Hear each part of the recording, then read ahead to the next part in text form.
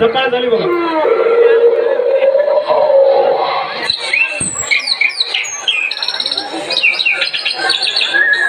उठायला बघून काय करतात ते.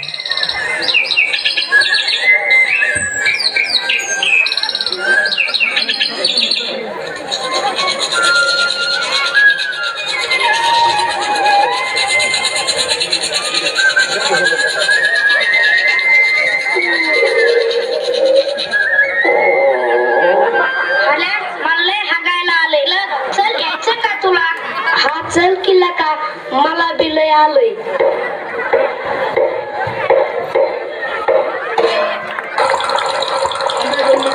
कुठं निघाले बघ.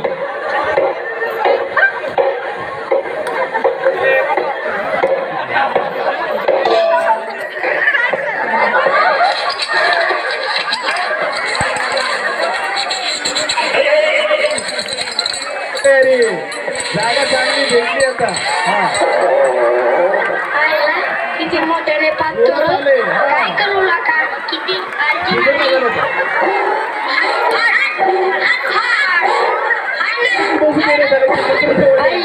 एकत्र समाधान आणि अगो पण देत नाही चालू. असं म्हणतात ज्याच्या घरी शौचालय नाही त्याला सरकार समजून देणार नाही. सगळीच अनुदान बंद करणार आहेत म्हणा. हो ना, मी पण हे ऐकलंय गड्या. आपण संडास बांधू बघा पण पैशाची अन पाण्याची अडचणच आहे बघ. ते तर आहेच पण त्याच्यात लई वास येतो बघ.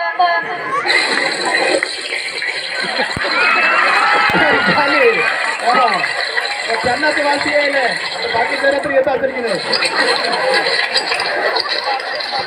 पटकन जागा बघितली काम उरकलं निघून जायचं. बाकी कुणाला त्याचा तो काय हो.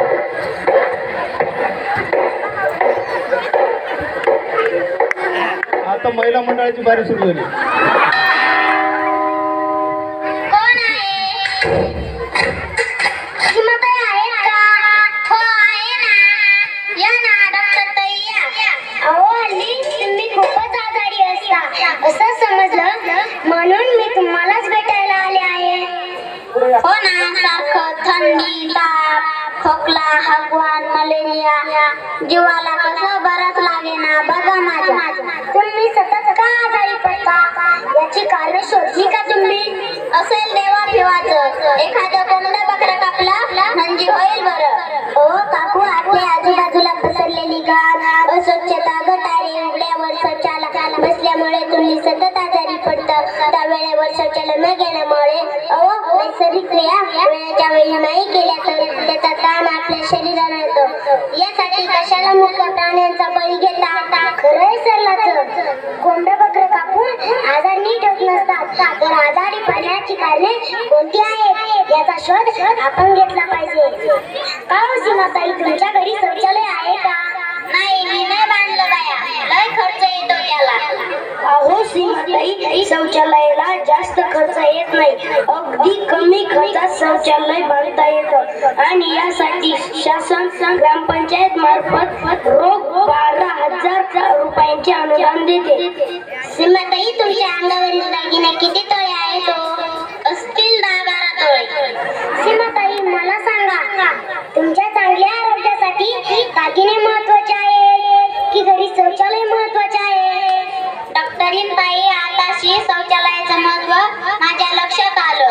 आता मी शौचालय बांधणार आणि इतरांनाही बांधायला सांगणार. आता कसं बोललात बरं? का रे तुम्हाला शौचालयाचं महत्व पटलं